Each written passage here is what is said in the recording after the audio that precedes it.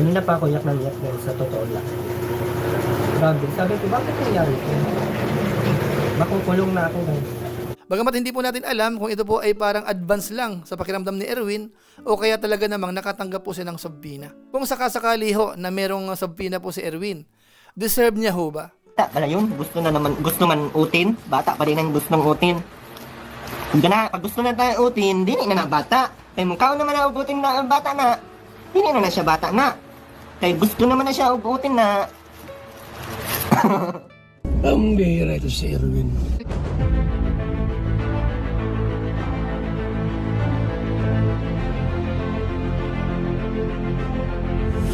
Ayun, shoutout guys, muli po, welcome to my YouTube channel. Ito po si Kuya July, ang inyong katugang, ang inyong kalingap na muling babati po sa inyo ng magandang araw, magandang gabi.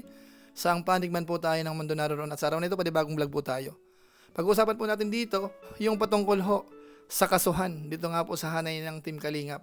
Lalo na po sa part ng mga reactors, at siyempre ho kay Papa Eds din. Bagamat siyempre po, ang highlight natin sa ngayon ay yung patungkol po kay Erwin TV, na kung saan, doon po sa kanyang nakaraang live stream kagabi, sinasabi niya na siya ho ay mayroong subpina. Gaano katotoo po yun? Talaga nga bang mayroon ng kaso siya? At deserve niya ho ba nakasuhan? So pag-usapan po natin yan maya-maya ng konti. Pero bago po yun, konting paalala muna si Kuya July. Baka sakaling meron pa po ditong hindi nakasubscribe sa ating YouTube channel, huwag natin kalimutan. July Paunil. Tapos, pakipindot lang po yung notification bell button para lagi po tayong updated sa aking mga video upload. Tapos yung ating Facebook page naman po, July Paunil 2.0, pwede po nating i-follow at saka po pwede pong i-like. So maraming salamat at huwag po natin kakalimutan sina Kuya Bal Santos Matubang, Kalingap Rab. Pakisuportahan po ang kanilang YouTube channel at isama po natin ang mga Lingap partners, mga kasakasamahan ho natin. So maraming salamat po sa inyong lahat.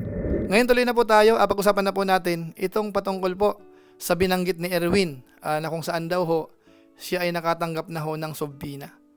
At nakita ho natin dito, mukhang apektado po siya dun sa kanyang live stream. Aramdam ho natin na medyo bagabag yung kanyang kalooban at parang hindi mapakali. Kaano nga ba katotoo na si Erwin ho ay nakatanggap? Ito kasi mga kabayan po natin natapat na ang usapan ho sa Team Kalingap ngayon, lalo po yung nagkaroon ng issue, ay yung patungkol po sa kasuhan. Pati nga po yung si Kalingap Edo, kakasuhan daw or kinasuhan na. Pati ho si Kuya Bal Santos Matubang at saka yung mga reactors. Nung nakaraan ho may mga binanggit ho na 6 or 7 na mga reactors daw ho na sinampahan ng kaso. At meron pa nga po mga speculations kung sino-sino sila. Nung nakaraan may mga nabanggit pong mga pangalan. Kaso nga lang ho hanggang sa ngayon, wala pa hong confirmation. Hindi pa ganun kalinaw kung meron na nga ba. Kaya ito hong nangyari po kay Erwin na TV, na kung saan nung nabanggit niya, medyo naalarma ho yung marami. Actually po kahapon, kagabi, yung mga nagko-comment, yung mga nagme-message sa atin, ang pakiramdam po nila ay talagang meron na. Dahil nga po doon sa kilos ni Erwin, ay medyo alanganin talaga Ramdam natin na apektado siya. Siguro po kuha tayo ng konting clips po muna doon sa live po ni Erwin TV. Hindi ko alam kung bakit meron akong ganito. Confidential daw ito pero nilive ko na. Bahala kayo dyan, walang confidential to. Kanina pa ako yak ng yak guys, sa totoo lang. Grabe, sabi ko, bakit nangyari ito? Makukulong na ako guys. Wala akong 30,000 para pang pesa. Pero ayos lang yan. Babayaran ko ng 5 taon. 5 taon ng pagkakakulong. Sana pwede magdala doon ng cellphone. Para makapag-ano pa ako. Makapag-vlog ako doon sa loob.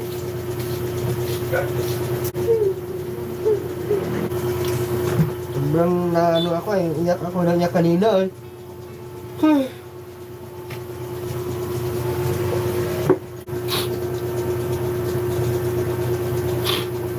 Meron akong subpina. Kamling pipito. I don't know. Ang dami kong problema. Pati ang comment ni English. Pati ang comment. Problema ko pa. Mga demonyo man itong hanip buhay na buhay ito. So ayun mga kabayan po natin, yun po si Erwin. So ramdam po natin, kitang-kita natin na medyo nababagabag po siya doon sa sitwasyon. Bagamat hindi po natin alam kung ito po ay parang advance lang sa pakiramdam ni Erwin o kaya talaga namang nakatanggap po siya ng subpina. Ano ba? Ngayon ang tanong dito, kung sakasakali ho na merong subpina po si Erwin, deserve niya ho ba? Si Erwin ho ba ay merong nagawa na talagang hindi katanggap-tanggap? Kung inyo matatandaan ho, si Kuya Bal Santos Matubang ho ay nagkaroon ng reaksyon patungkol nga po kay Erwin at may nabanggit si Kuya Balho na patungkol nga po dun sa ginawa ni Erwin. So hindi ko po alam kung inyo pong natatandaan yon at yung binanggit nga ba ni Erwin ay talagang masamang masama. Sa ba itong si Erwin? Pambihirang Bisaya. Grabe kayong... Okay, makialam dyan. Bakit mga galit kay Bianse? Ano bang nagawa ng dalaga sa inyo? At para bagang may ginawang hindi mainam sa inyo at para kayong galit na galit. Ano naman pong ganoon? Respetuhin po natin. Ya naman kayo sa ginagawa nyo. Bata yung binubully nyo. Nakapal ng mukha nyo. Bata yung binubully nyo. Bata pala yun. Gusto man utin. Bata pa rin ang gustong utin. Pag gusto na tayo utin, dili na bata. Kay mukha naman na ubutin na bata na. Dili na siya bata na. Kay gusto naman na siya ubutin na. Ang bihira ito si Erwin. Ano yun? Ba, umayos kayo? Ano yung pakialaman niyang alaga ko at ang bihira kayo talaga naman. So yan po mga kababayan po natin. Kayo na po bahala kasi nga po Bisaya po yung sinabi ni Erwin. Pero sa pagkakaintindi ko ho, dahil may OT na binabanggit, parang hindi siya okay. Ano mga kababayan natin? Ngayon ang tanong dito, yun po ba ay sapat na para ireklamo po si Erwin? Mga kababayan po natin. Pwede nyo pong i-comment po sa baba. Ano po? Bagamat siyempre po tayo naman, inoobserbahan ho natin yung sitwasyon. Kung gaano kaseryoso. Kasi nga po, may part po dyan na ipinakita po yung Subpina. Kaso nga lang ho, sa kasamaang palad, naaninag po yung date na kung saan ho parang lumalabas, April pa. So kaya yung ilang mga nagsusuri po dito, iniisip na hindi po yung totoong Subpina. Parang gumamit lang po ng iba. So kayo na po bahala kung sakasakali man ho na yan po ay Subpina na talaga or hindi pa, advance lang ang dating. So abangan na lang po natin kung talaga nga bang Subpina na yun talaga para sa kanya or darating pa lang. Basta masasabi ko na lang po dito, maging matalas po ang mga viewers natin sa mga naobserbahan ho natin kasi minsan may mga pakulo rin po yung iba. Minsan naman kamukha kahapon, may mga nagko-comment doon sa live natin. Ginagamit yung pangalan ng nanay. Yun pala, hindi naman po pala yun. So mag-iingat po tayo. Kasi nga ho, habang tumatagal, iba-ibang strategy po ang naobserbahan po natin. Ano po, so sana ho hindi tayo maisahan mga kabayan po natin. Basta ang masasabi ko lang po uli, mag-iingat ho tayo. Dahil nga po kapag nagkakaroon na po ng kaso, kung sakaling matutuloy po yung mga nababalitaan natin, yan po ay abala po yan. Bagamat hindi po yung ganun kadali naman para patunayan kasi may mga hearing pa yan, lilitisin yan. Kaso nga lang ho, laking abala po niyan at saka malaki ang gastos. At saka siyempre ho, magre-reflect po yan sa personality natin, kredibilidad natin, at higit sa lahat, sa pagkatao natin. Kung sakasakaling mapapatunayan po yung reklamo laban sa atin. Ano po, so yun lang po muna siguro ang ating reaction video po patungkol po sa bagay na yan.